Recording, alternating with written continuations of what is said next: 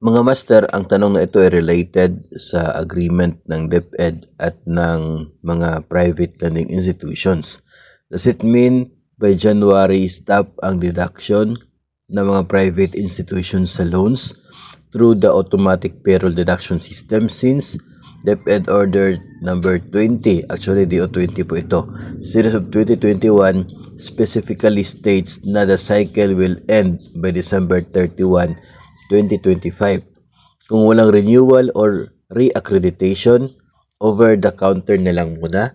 So, ano po yung mangyayari sa mga loans ng mga PLIs to the DepEd personnel kung wala pong renewal or reaccreditation sa mga PLIs ngayong 2026? Ang sagot po dyan ay magpapatuloy yung deduction pero hindi po sila makapag-grant ng mga bagong loans. So, yun pong current agreement ng mga PLIs at mga at ng DepEd, nakapaloob po ito sa DO20 Series of 2021. Yung terms and conditions na yan, yung agreement po nila na parang MOA, ay meron po siyang effectivity hanggang December 31, 2025. Ngayon po ay January 2026 na. So, ibig sabihin, technically, expired na yung agreement ng DepEd at ng mga PLIs. So, hindi na sila pwedeng mag-offer ng loan sa mga DepEd personnel pagdating ng 2026 kung walang renewal sa kanilang accreditation or kung hindi i-extend ng DepEd ang effectivity ng kanila pong existing na terms and conditions.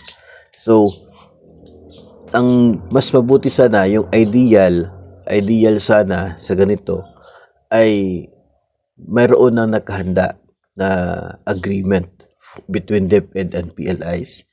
And then, DepEd will just issue a DepEd order na nakapaloob yung agreement and yung mga PLIs ay kung sila po ay papayag ay magkaroon ng notarized copy na nasabi pong TCAA na kung saan sila ay pumapayag sa terms and conditions ng pagpapautang to the DepEd personnel.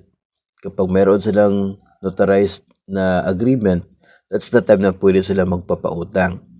So, hanggat hindi po nagkakaroon ng bagong agreement or kung hindi po i-extend ng DepEd, yun pong existing na agreement ngayon, yung kanyang effectivity, ay hindi pwedeng magpapautang ang mga PLIs to the DepEd personnel. Yung collection ay magpapatuloy. No? Yung deduction sa sahod intended for payment of the loans na na-release na, na-grant na, naibigay na, naubos na. Yun po ay magpapatuloy hanggang sa end of the loan term na nakapaloob po sa inyo pong agreement with the bank at sa inyo din pong payslip.